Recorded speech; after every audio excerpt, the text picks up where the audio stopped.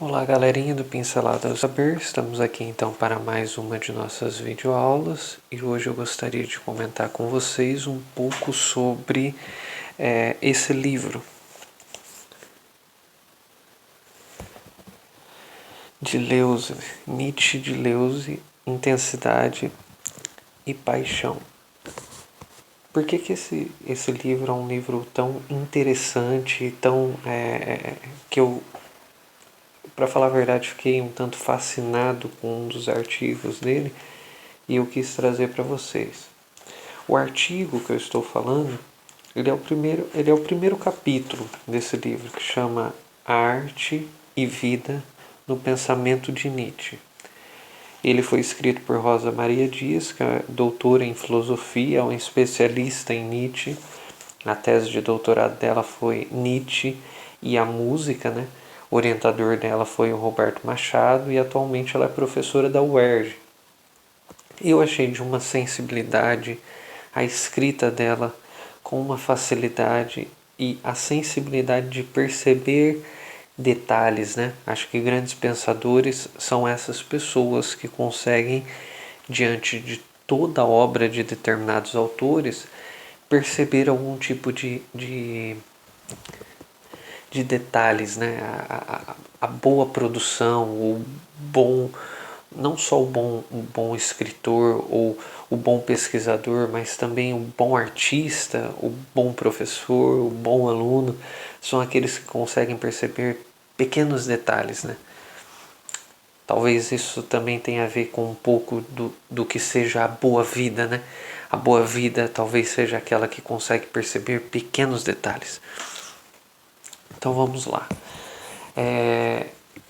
Primeiramente, eu gostaria de falar para vocês que eu vou ter que sair às vezes da câmera por causa que o meu computador está um pouco distante. Então vamos lá. Primeira coisa que eu gostaria de comentar é que a autora ela traz para a gente a ideia de que a arte sustenta e fundamenta a vida. Ela vai trazer então um comentário a respeito do que Nietzsche fala em O Nascimento da Tragédia. Ela vai dizer: a arte ela sustenta, ela fundamenta a vida humana. Já dizia o grande profeta de que a arte existe porque só a vida não basta.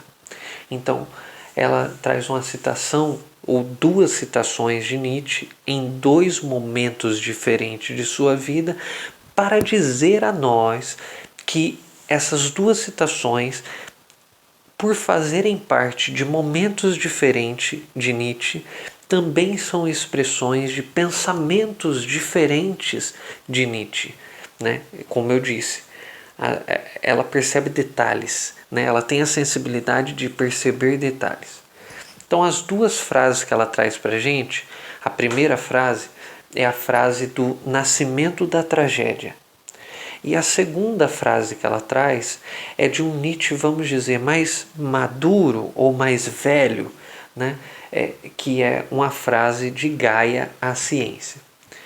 São dois livros, dois momentos do autor e dois pensamentos, mas uma frase ou duas frases que têm muita semelhança e que parecem ser iguais se você não perceber os pormenores e não ler o contexto, a conjuntura, a realidade contextual daquele autor naquele momento. Então a primeira frase do Nietzsche que ela traz do nascimento da tragédia é: se como fenômeno estético a existência e o mundo aparecem eternamente justificados, só como fenômenos estéticos a existência e o mundo aparecem eternamente justificados. E a segunda frase é a frase de Gaia Ciência, que ela diz: como fenômenos estético, a existência é sempre, para nós, suportável ainda. Como fenômeno estético, a existência é sempre, para nós, suportável ainda. As duas frases, elas parecem ter muitas semelhanças no que elas dizem respeito. Porém, ela vai então demonstrar no decorrer das páginas desse pequeno capítulo desse livro como que essas duas frases fazem sentidos totalmente diferentes se nós lermos elas dentro do contexto ao qual o autor está vivendo. Então, a primeira frase que nós comentaremos aqui agora será a primeira frase. Apolo e Dioniso são impulsos artísticos da natureza. Quem são Apolo? Quem é Apolo e quem é Dioniso? São deuses gregos. Mas são deuses gregos da mitologia grega que representam uma coisa. O que eles representam? Eles representam os nossos impulsos artísticos. Eles representam as nossas pulsões naturais ou as pulsões da existência. Eles representam estados nossos. Então ele vai dizer: Apolo é o deus que tem a ver com o sonho. Sonho é essa capacidade, essa faculdade que o ser humano tem de sonhar. Apolo tem a ver com luz. Apolo tem a ver com a origem da coisa, né? O processo embrionário de continuidade. Apolo é a forma individual de todo ser e de tudo o que existe. Apolo é a forma individualizante. Apolo também é o deus da serenidade. Apolo é um deus distante que se encontra no meio do sagrado e do humano. Apolo é o deus que possibilita a individualização acontecer. Eu diria que Apolo é o deus da forma. Apolo é o deus do sonho. Por outro lado, ele apresenta uma antítese disso tudo. Ele apresenta um outro deus, o Dioniso.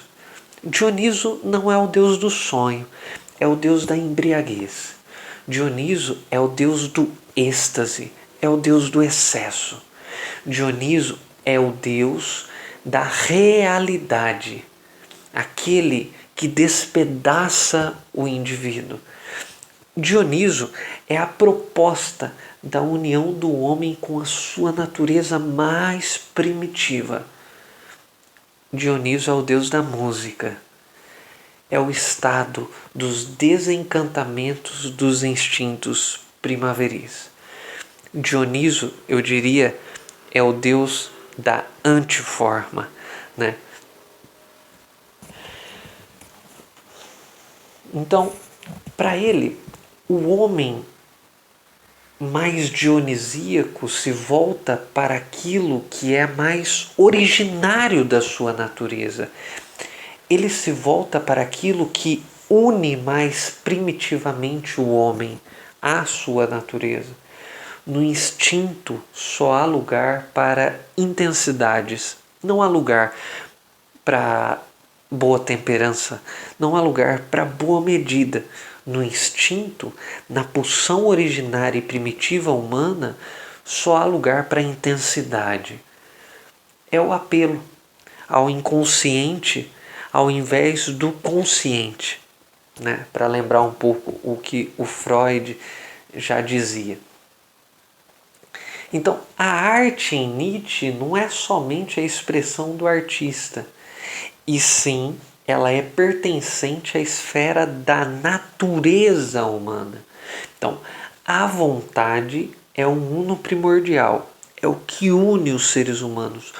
Todo ser humano, ele é instinto, ele é vontade, ele é desejo. Nós podemos ver aí uma clara influência do pensamento de Schopenhauer e Nietzsche. Toda vontade é um uno primordial. E o que é um uno primordial? Um ser que traz em si uma guerra que é sem limite. Nós, internamente, na nossa mais primitiva natureza, somos seres que travam guerras incessantes e sem limites dentro de nós. Então, na primeira frase, Nietzsche apresenta os dois estados de natureza que emergem independentemente da mediação do artista, entende? Agora, pode-se na vontade de aniquilar-se no dever dionisíaco. Pode-se não, perde-se. Perde-se na vontade de aniquilar-se no dever dionisíaco. O artista, ele pode perder-se nessa pulsão, nesse instinto primitivo, nesse mais profundo de sua própria natureza e de pulsão de desejo e vontade pura. Ele pode perder. Mas quem é o artista de fato, né? O artista é aquele que não se perde em sua própria vontade, nem se deixa aniquilar-se nesse caos que é a existência humana. O artista é aquele que recebe socorro de Apolo e, em meio ao caos, consegue transformar em arte. Agora, olha que interessante o que o Nietzsche fala. Ele diz pra gente que existe uma dialética do artista. Porque o artista é aquele que flerta, correto? Com o sonho e com a embriaguez, porque são duas realidades existenciais, Apolo e Dioniso. São duas realidades artísticas, Apolo e Dioniso, certo? A forma ou o sonho e a embriaguez. Então, o artista, olha a dialética do artista. O bloco de mármore, ele é algo muito real para Nietzsche. Mas a estátua, com a sua forma e na imaginação do artista, é o flerte do artista com a realidade. A imaginação, a estátua, a forma da estátua na mente do artista, na imaginação do artista, é o flerte dele com aquele mármore, é o flerte dele com aquela realidade. Porém, quando ele coloca essa imaginação em mármore, quando ele aplica no mármore a sua imaginação e dá um contorno para aquele mármore, é o flerte do artista com o sonho que estava em sua mente, com a sua imaginação que foi colocada no bloco de mármore. Isso significa que o sonho ele vira realidade, porque o artista é esse que flerta com o sonho e com a realidade. Entre o sonho e a realidade, entre Apolo e Dioniso, entre o sonho e a embriaguez, entre o caos e a forma, esse é o artista. Ele vai dizer para a gente também, ou ela vai dizer para a gente, comentando Nietzsche, que a revelação levada a cabo pela tragédia de alguma forma traz o consolo, expõe o abismo, revela-o e ao mesmo tempo protege, salva, cura, mesmo das consequências destrutivas dessa exposição trágica. Traz de volta o grego sofredor, conforta-o, proporciona-lhe a possibilidade de transformar o horrível em sublime. O artista é esse que é capaz de transformar o horrível em sublime. Então a arte trágica é essa arte que transforma a náusea, ou seja, a negação da vontade, dos instintos mais primaveris e primitivos da nossa existência, em afirmação. Ele transforma horror em algo sublime. Ele transforma o absurdo em algo cômico. Essa é a primeira frase. O artista está envolvido, ele é envolvido pela arte, pela dialética de Apolo e Dioniso. Ele está envolvido por essas duas pulsões, por esses dois imperativos existenciais. Mas existe então a segunda frase, e essa segunda frase eu gostaria de comentar num outro vídeo. Muito obrigado, até o próximo Pinceladas do Saber. É hora de dar tchau.